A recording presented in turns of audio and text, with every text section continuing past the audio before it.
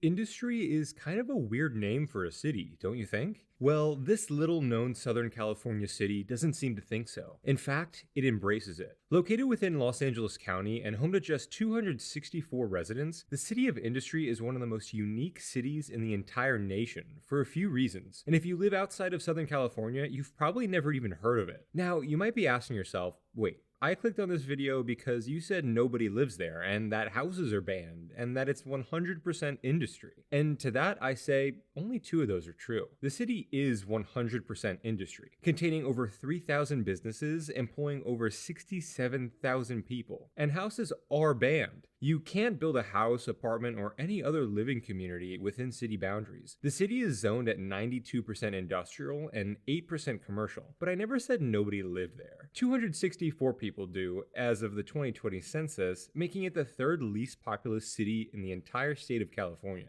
But the why that is, and the how we ended up here, is quite the story. The land where the City of Industry currently occupies was first settled in 1841 by Mexican immigrants, now known as the Workman Roland Party. Upon arriving in their new homestead, the members of the party were granted a plot of land after petitioning the then governor of Alta California, Juan Bautista Alvarado. Their plot eventually grew to 49,000 acres and became known as Rancho La Puente. The ranch was very successful, mainly known for supplying fresh beef to many of the gold fields during the California Gold Rush. The Rolands of the Roland Workman Party became huge landowners in the area during the mid-1800s, led by the head of the family, John Roland. And by the 1880s, John's youngest son would go on to discover valuable oil on their land in the Puente Hills, a neighborhood of present-day industry. After the discovery, the history and shape of the City of Industry would forever unfold around it. As in the years following the discovery of oil, many people were drawn to the area, and subsequently, cities such as Covina, West Covina, and La Puente, among others, would be flooded with people,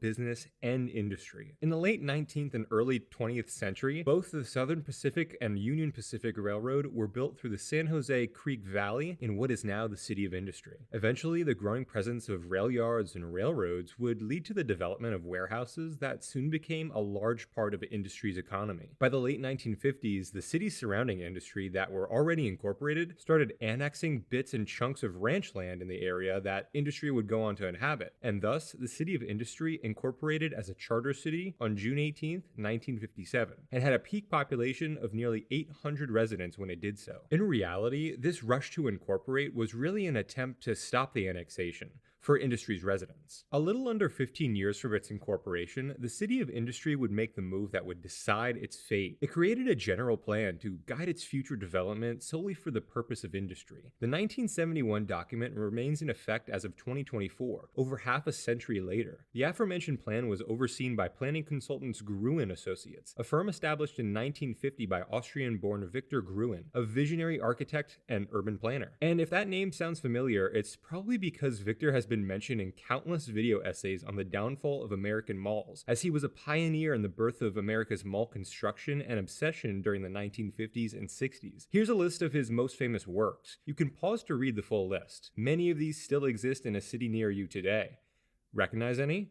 I sure do. Now about that name, the City of Industry. Well, the reasoning for it is actually laid out in Gruen's city planning document, which identified the primary goal of the city to be for the purpose of creating and maintaining an ideal setting for manufacturing, distribution, and industrial facilities. The truth is, nobody exactly knows when people started referring to industry as, well, industry. But it's clear that in the years leading up to its incorporation that it's just what everybody called it, as it was by definition a city of industry, where no one really lived and where people only worked. And the city never really had a chance to grow. While the bordering cities of Covina, West Covina, and La Puente were annexing industry's land and gaining population by the thousands, and as the old ranch and farmland gave way to housing tracts, shopping centers, schools, churches, and other elements of the spread of suburbia, ambitious cities vigorously pushed their boundaries outward. The few ranchers and railroad workers that lived in the city couldn't stop that fast enough. A big reason for industry's less than ideal present-day city borders. Today, the city bears some rather interesting characteristics. The few residences in the city either existed before incorporation or on properties adjacent to the Industry Hills Golf Club and Industry Hills Recreation Center, or in the small neighborhood adjacent to City Hall, which you can see here. No big organized community. Just a group of a dozen or so homes alone in a sea of warehouses and office buildings. In addition, there are residents at the El Encanto Healthcare Center, a nursing home owned by the city. Furthermore, the City of Industry has no business taxes and is primarily funded through retail sales tax from shopping centers located within city limits and property taxes on parcels within the city. The city has the highest property tax rate in Los Angeles County at 1.92%. Companies with either headquarters or major warehouse presences in the city include Hot Topic, Fashion Nova, Goya Foods, and FedEx, among many others. The city also boasts a unique crime landscape. According to the 2011 FBI Uniform Crime Reports, with a then population of just 222, the City of Industry had 1,136 known property crimes, giving it the highest average per resident property crime in California at 5.117. The average property crime rate for the entire US that year was 0.029. The same report indicates 44 violent crimes, giving it the second highest per resident violent crime rate in California at 0.198. And